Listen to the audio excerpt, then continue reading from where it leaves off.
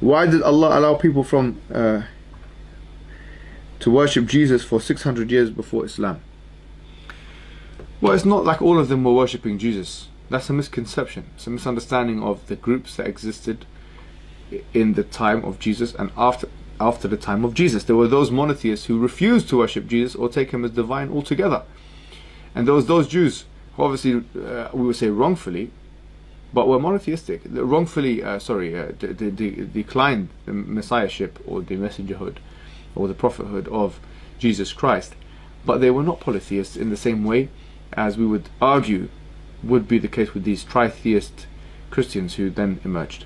So the point is, the timing is based on the wisdom of Allah, who has all knowledge, and he knows exactly when the best time and when the best place, where the best place is for revelation, and that is was in the Arabian Peninsula at the time where the Prophet Muhammad ﷺ was a messenger. And the New Jerome Catholic Encyclopedia says it best in page 461, saying that actually before the message of, I'm paraphrasing here of course, but the message of Christianity was kind of convoluted, and only the true monotheistic teachings of Jesus were only to be reborn with Islam